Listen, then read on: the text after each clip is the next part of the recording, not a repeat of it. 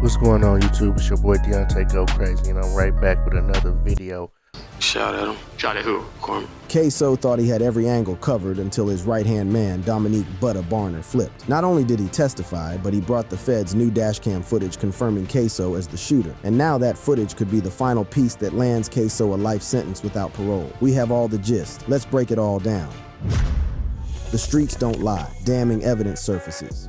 The murder trial of Hakeem Robinson, better known by his rap name Ksoo, has become the most talked about case in Florida's criminal justice system, and for good reason. The case centers around the cold-blooded execution of Charles McCormick Jr., known on the streets as Lil Buck, a 23-year-old up-and-coming rapper who was hunted down and murdered in broad daylight on January 15, 2020. But this wasn't just any street killing. This was allegedly the climax of a deadly war between Jacksonville's most feared rap crews, where diss tracks and social media beef had transformed digital smoke into real bodies dropping in the hood. After multiple delays and legal maneuvers that had the streets wondering if Ksoo would ever face trial, the proceedings finally kicked off in the summer of 2025, but not before prosecutors had spent months analyzing new video evidence with technology that makes regular security cameras look like flip phones. The key evidence of their case is dashcam footage that allegedly shows the entire murder going down. A masked figure chasing Lil Buck across a shopping plaza parking lot before standing over him and letting loose with what appears to be an assault-style weapon. But here's where this case gets really wild and why every street dude, trap queen, and hood lawyer is paying attention. The prosecution has brought out some next-level forensic technology that can allegedly analyze video footage frame by frame, creating detailed computer models that they claim prove without a shadow of a doubt that the mass shooter is none other than Ksoo himself. This isn't your typical blurry bodega camera footage where you're squinting trying to figure out if that's your homeboy or some random. This is scientific analysis that can measure everything from how somebody walks to the exact proportions of their body. The technological breakthrough represents a whole new level of police work, using methods that were previously reserved for big-budget federal cases against major crime families. The process, which prosecutors are calling a digital fingerprint extracted from video evidence, involved taking the dashcam footage and running it through sophisticated computer programs that could pull measurements and movement patterns from the masked figure. The analysis allegedly ruled out both co-defendants Dominique Barner and Leroy Whitaker as possible shooters, but couldn't eliminate Ksoo based on his height, build, and the way he moves. What makes this evidence so potentially explosive is that it addresses what has always been the biggest challenge in prosecuting crimes where the shooter is masked up. In the past, prosecutors would have to rely on snitches, circumstantial evidence, and basic video analysis that often left plenty of room for a good defense attorney to create reasonable doubt. But this new technology claims to provide scientific certainty where there used to be only guesswork and speculation. But Ksoo's defense team isn't backing down without a fight, and they've mounted a serious challenge to this high-tech evidence, arguing that it's nothing more than expensive guesswork dressed up to look like real science. Ksoo's attorney has been hammering home the stark physical differences between witness descriptions of the shooter and her client's actual appearance, pointing out that multiple witnesses described the killer as significantly shorter and slimmer than the defendant. If one piece of that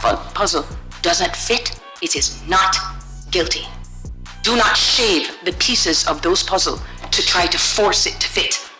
Because when you look, you are going to see the description does not match Hakeem Robinson, not even close. The defense's whole strategy centers on a simple question that any hood dude can understand. Can fancy computer technology overcome what multiple people saw with their own eyes? Multiple independent witnesses, including trained police officers, described the shooter as being between 5 inches and 5'11" inches with a slim build, while Ksoo stands well over 6 feet tall with a heavy build that would be hard to mistake even in baggy clothes. The video evidence goes way beyond just the moment when the shooting went down. Prosecutors have pieced together footage showing the suspects' movements before and after the murder, tracking their path from the victim's apartment complex all the way to the scene of the crime, and then through their chaotic escape that ended in a high-speed chase and crash. This comprehensive video timeline, they argue, provides undeniable proof that this wasn't some spontaneous beef that got out of hand. This was a carefully planned hit. When your own man's turned snitch.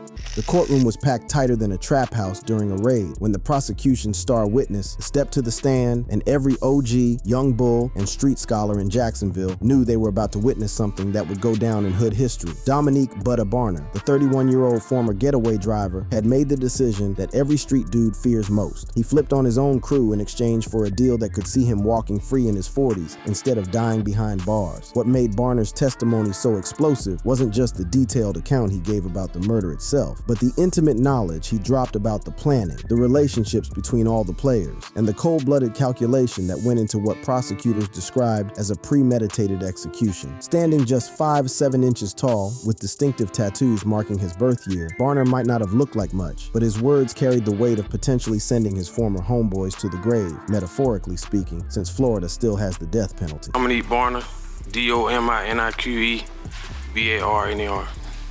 And how old are you today? 31. When's your birthday? October 31st, 93. Do you have a nickname? Yes, sir. What is your nickname? Bottle. And is that B-U-T-T-A? Yes, sir. And how did you get that nickname? It's a family name. Did your dad have the same nickname? Yes, sir. The prosecution painted Barner as someone who had been raised in the belly of the beast, growing up in Jacksonville's most violent neighborhoods and becoming tight with the Robinson family and their whole crew from childhood. His testimony revealed a close-knit circle of young street soldiers bound by blood, loyalty, and their involvement in the ATK organization, which prosecutors argued wasn't just some rap group trying to blow up. It was a full-fledged criminal enterprise engaged in deadly wars with rival sets. But it was Barner's step-by-step breakdown of how they planned the hit that really had the courtroom shook. He testified about using the Duval County Clerk's website to locate Lil Buck's address, finding out through a traffic citation that McCormick had been pulled over, which revealed his home address and vehicle information. The level of preparation was mind-blowing. This wasn't some heated argument that got out of hand, but a carefully orchestrated hunt that had been in the works for months. And how did you get that information? Through Core. Say that again? Through Core. And what is CORE? It's a website for like public information. Is it the clerk's public website? Yes, sir. And on that public website, what did you find that provided some of the information you were looking for? Well, I had seen that McCormick got pulled over and it showed his address on his license. It showed his car and his license plate.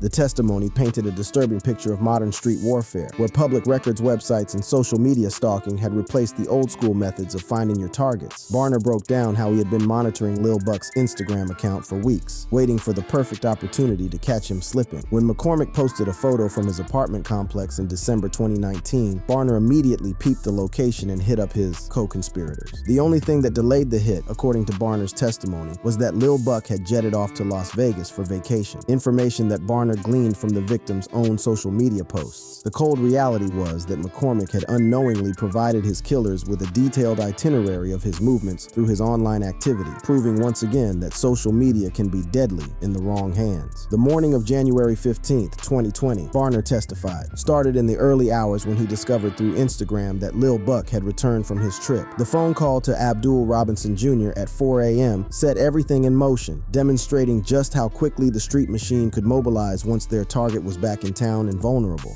Do you remember around what time you called him? Yes, sir. What was that? 4 o'clock in the morning. What made Barner's testimony particularly damaging was his detailed description of the arsenal they brought and the specific roles each player was assigned. He testified that he was strapped with a Glock 23 handgun, Leroy Whitaker was carrying an M&P 15 rifle, and Ksoo was armed with what he described as an AR-X Star assault rifle pistol, the same weapon that Barner claimed to have seen Ksoo with in music videos, connecting the defendant's public image directly to the alleged murder weapon. The courtroom was dead silent as Barner described the moment when their carefully laid plans went into action. According to his testimony, the crew had initially planned to catch Lil Buck at his apartment complex, but when McCormick left to handle business at a temp agency on Merrill Road, they tailed him in their stolen Nissan Altima, eventually positioning themselves close to his whip in the shopping plaza parking lot. But it was Barner's account of the final moments that proved most devastating to the defense. He testified that Ksoo had gone off script, jumping out of the car before Lil Buck had even reached his vehicle, turning what was supposed to be a close-range ambush into a chase across the parking lot that was captured on the dashcam footage that had become the centerpiece of the prosecution's case. So what happened when Charles McCormick came out? Well, Hakeem jumped out. Jumped out of what? Jumped out of the car. Was that the plan? No, sir. How was that different from what the plan was? Well, I came up with a plan of getting closer to his car so when he get in the car,